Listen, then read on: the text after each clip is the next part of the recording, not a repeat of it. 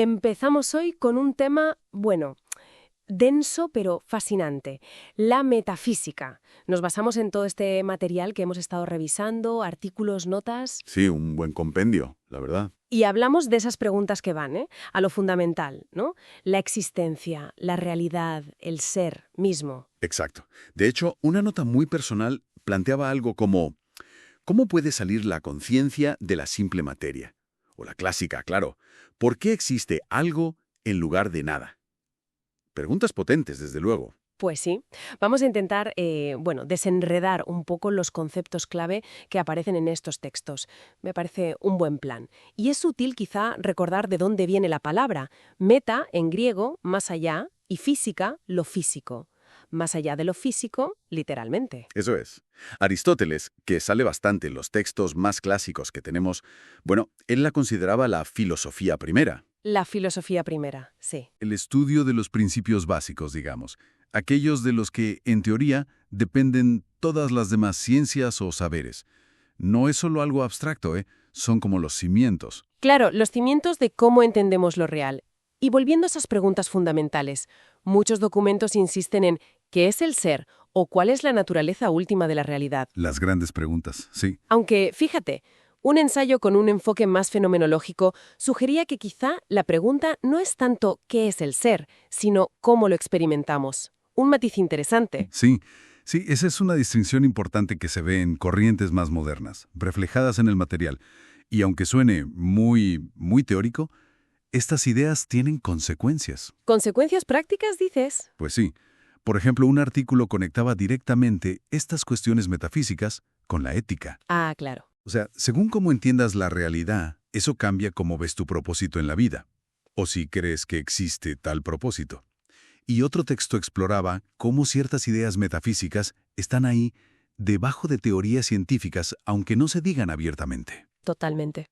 Y eso nos lleva directas a uno de los grandes debates que recorre casi todo el material, el problema mente-cuerpo. El gran clásico. ¿Somos solo materia? ¿Procesos físicos complejos? ¿O hay algo más? Una conciencia que no es material. Descartes sale mucho claro, Sí, Descartes y su dualismo, mente y cuerpo, como sustancias distintas. pero que interactúan, según él. Exacto. Aunque, es interesante que uno de los artículos más críticos atacaba justo ese punto. ¿Cómo interactúan? Cuestionaba si esa separación tan radical se sostiene. Ya el punto débil de su argumento, dicen algunos. Y esa tensión se ve, fíjate, en un paper sobre inteligencia artificial que también teníamos. ¿Mica? ¿Puede un algoritmo complejo replicar la experiencia subjetiva? La qualia. Exacto, esa era la clave. ¿Puede una máquina sentir? Y hablando de la naturaleza de la realidad, otro tema que sale mucho es el tiempo y el espacio. Así es. Otro jardín interesante. ¿Existen por sí mismos fuera de nosotros? ¿O son más bien el marco con el que percibimos? Un texto hablaba de la física cuántica, de cómo desafía nuestras ideas de lugar y separación. Así es, y con el tiempo, pues parecido. La cuestión de si es una dimensión real, como el espacio, o una especie de ilusión persistente. Una ilusión, eso da vértigo, ¿eh? Pues sí. Un escrito exploraba el presentismo radical, o sea que solo existe la ahora, frente al eternalismo, donde pasado, presente y futuro coexisten de alguna forma. Coexisten. Y claro, esto conecta con ideas más especulativas que aparecían en algunas notas sobre dimensiones alternativas, universos paralelos. Aunque otro texto era bastante escéptico con eso, ¿verdad? Lo trataba más como una curiosidad matemática. Sí, había diversidad de opiniones, como es normal en estos temas. Mucha tela que cortar, desde luego. Y todo esto, como apuntabas antes, nos lleva de vuelta a las preguntas sobre el sentido, la ética. Inevitablemente. Varios documentos, sobre todo los más personales, preguntaban, ¿estamos aquí por algo? ¿Hay un propósito o lo inventamos? La metafísica, según estos textos, parece una invitación constante a encarar nuestro lugar en el universo. Exacto.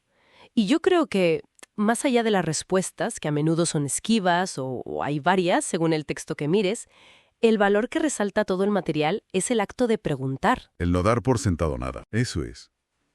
No dar por sentada la realidad tal como la percibimos. Es un ejercicio de humildad intelectual, ¿no? Y de apertura. No se trata tanto de llegar a una doctrina cerrada, sino de mantener viva la exploración. Estoy totalmente de acuerdo. La búsqueda es el viaje.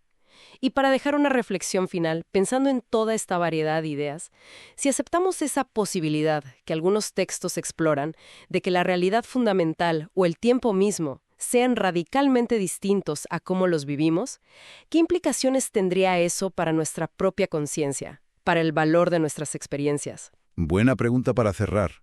Ahí queda eso.